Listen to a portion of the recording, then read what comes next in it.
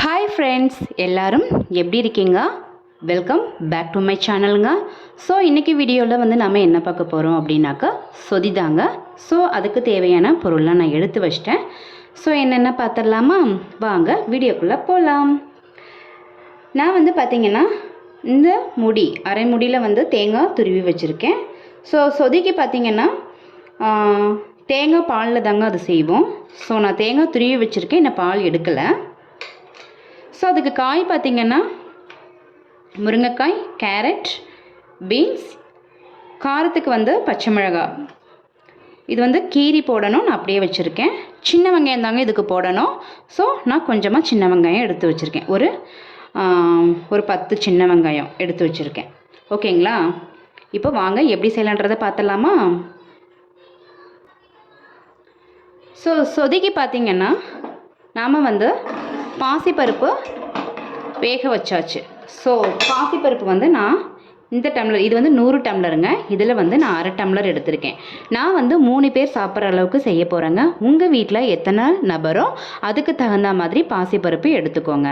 ஓகேங்களா? நான் வந்து இதில் அரை டம்ளர் வந்து பாசிப்பருப்பு வேக வச்சிட்டேன். நல்லா குழஞ்சிடுச்சு. ஓகேங்களா?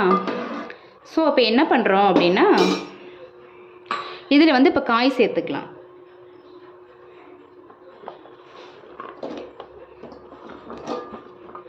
காயெல்லாம் கழுவி வச்சிட்டேங்க.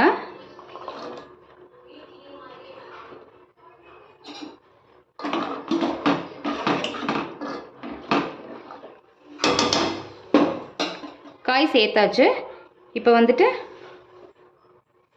பச்சை மிளகாய் வந்து இதுக்கு காரம்னு பார்த்தீங்கன்னா பச்சை மிளகாயோட காரம் மட்டும்தாங்க. இதில் வேறு எதுவும் நம்ம சேர்க்க போகிறதில்ல. இப்போ வந்து இதை கீரி போட்டுக்கலாம். சின்ன வெங்காயம் வந்து முழுசாகவும் போட்டுக்கலாங்க. நான் வந்து கட் பண்ணியிருக்கேன். பச்சை மிளகாய் வந்து கீரி தான் போடணும். ஓகேங்களா? இப்போ சேர்த்துக்கலாம். சேர்த்தாச்சு. ஸோ அந்த காய் வந்து பார்த்தீங்க அப்படின்னாக்கா தேங்காய் பால் வந்து நாம் ஃபஸ்ட்டு பால், செகண்ட் பால், தேர்ட் பால்னு எடுப்போங்க. இது செகண்ட் பாலோட நம்ம வேக வைக்கணும். இப்போ இது நான் வந்து ஸ்டவ் வந்து சிம்மில் வச்சுக்கிறேன். ஸோ இது அப்படியே இருக்கட்டும். இப்போ வந்து நம்ம வந்து பால் எடுத்துகிட்டு பார்க்கலாம். தேங்காய் பால் வந்து இது 2வது பாலுங்க. நான் வந்து ஃபஸ்ட்டு பால் வந்து இதில் எடுத்து வச்சுருக்கேன். ஸோ இப்போ சேர்த்துக்கலாம்.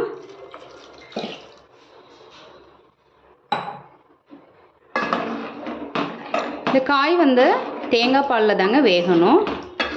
ஸோ இது வந்து எதுக்கு சாப்பிட்லாம் அப்படின்னு பார்த்தீங்கன்னா, இட்லி, தோசை, இடியாப்பம், ஒயிட் ரைஸ் கூட வச்சு சாப்பிட்றச்ச நம்ம வந்துட்டு அவியல், அப்படி இல்லைன்னா இஞ்சி ஊறுகாய் இருக்குது பார்த்தீங்களா, அதை வச்சு சாப்பிட்டா அவ்வளோ அமிர்தமாக இருக்கும். ஸோ இப்போ வந்துட்டு இது வேகட்டுங்க, பார்க்கலாம். இப்போ என்ன பண்ணுறோம் அப்படின்னாக்கா, இந்த ஃபஸ்ட்டு பால் நான் எடுத்து வச்சுருக்கேன் இல்லையா, இது கூட வந்து நம்ம முந்திரி சேர்த்து அரைக்கணுங்க. பார்க்கலாம்.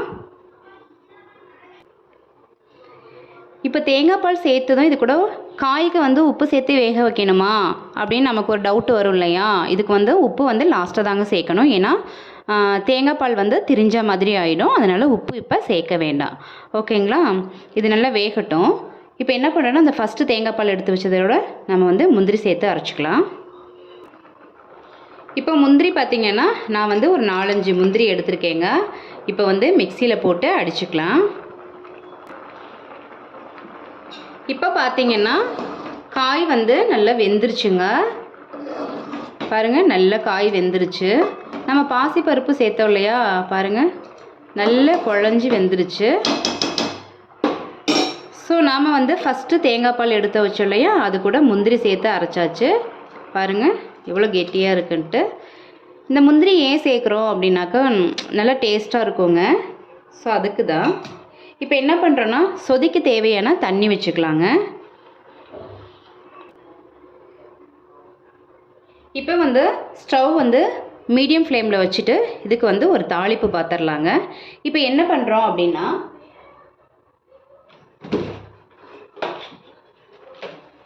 ஸோ நம்ம காயெல்லாம் சேர்த்துட்டோம் இல்லையா, உப்பு சேர்த்துக்கலாம். கம்மியாகவே சேர்த்துக்கோங்க. சேர்த்துட்டு உப்பு வந்து செக் பண்ணிவிட்டு அப்புறம் சேர்த்துக்கலாங்க.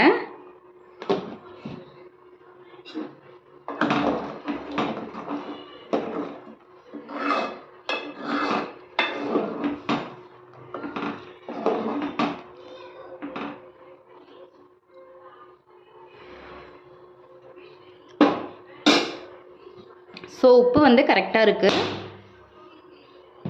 இப்போ தாளிப்பு பார்த்துடலாம்.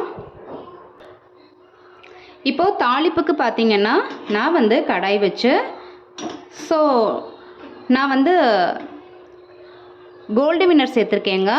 இதுக்கு வந்து தேங்காய் எண்ணெயில் செஞ்சாலும் நல்லாயிருக்கும். ஏன்னா நம்ம தேங்காய் பாலில் தானே செய்கிறோம். தேங்காய் எண்ணெயில் செஞ்சாலும் நல்லா இருக்குங்க. நான் வந்து இன்றைக்கி வந்துட்டு கோல்டு வின்னர் எடுத்திருக்கேன். ஸோ தேவையான அளவு எண்ணெய் எடுத்துக்கோங்க. ஆயில் காஞ்சதும் கடுகு,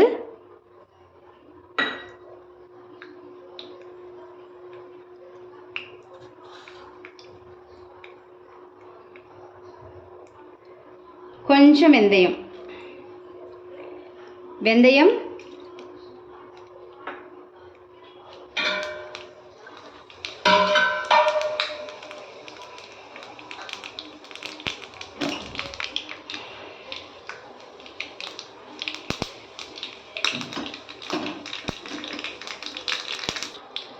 கடுகு பொரிஞ்சிருச்சுங்க. 2 கொத்து கறி லீஃப்.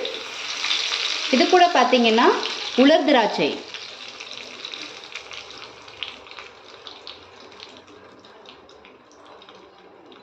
கொஞ்சம்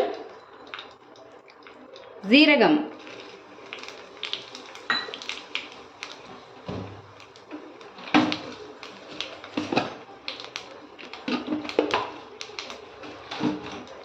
ஸோ வரமிளகாய் வந்து முழுசாக போட்டு தாளிச்சுங்களாங்க. நான் வரமிளகாய் வந்து சேர்க்கலை. ஏன்னா நான் 5 பச்சை மிளகாய் வந்து எடுத்திருக்கேன் இல்லையா, அதனால் வந்து நான் சேர்க்கலைங்க. ஸோ தாளிப்பு வந்து நமக்கு ரெடி ஆயிடுச்சு.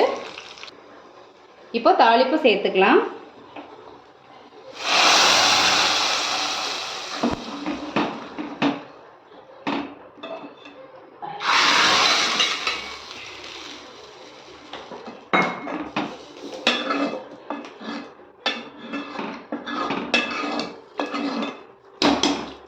சொதிக்கு பார்த்திங்கன்னா தக்காளி சேர்க்கக்கூடாதுங்க.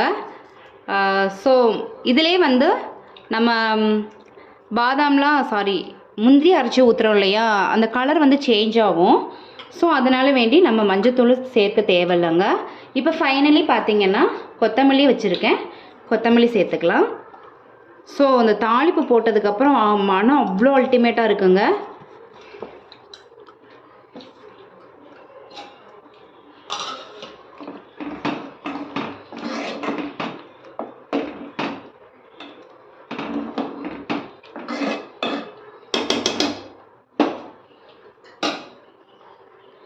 ஸோ இப்போ கொத்தமல்லி சேர்த்ததும் ஒரு 1 மினிட் இருக்கட்டும், பார்க்கலாம்.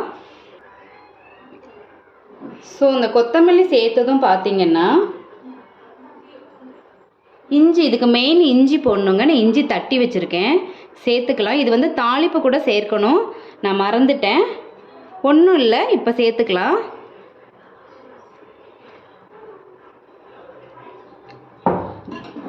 சேர்த்துட்டு கலந்து விட்டுக்கலாம்.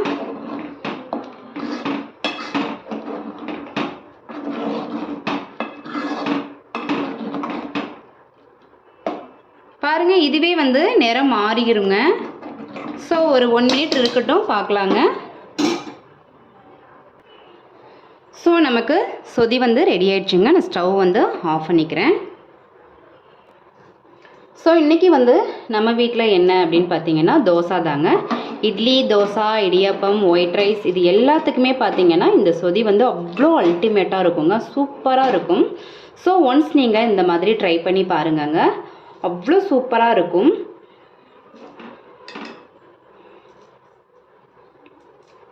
ஸோ ஒரு சூப்பரான சொதி வந்து நமக்கு ரெடி ஆயிடுச்சுங்க. உங்களுக்கு வந்து இந்த வீடியோ பிடிச்சிருந்தது அப்படின்னாக்கா ப்ளீஸ் சப்ஸ்கிரைப் பண்ணிவிட்டு லைக் பண்ணுங்கள், ஷேர் பண்ணுங்கள், கமெண்ட் பண்ணுங்கங்க. நெக்ஸ்ட் வீடியோவில் பார்க்கலாம்.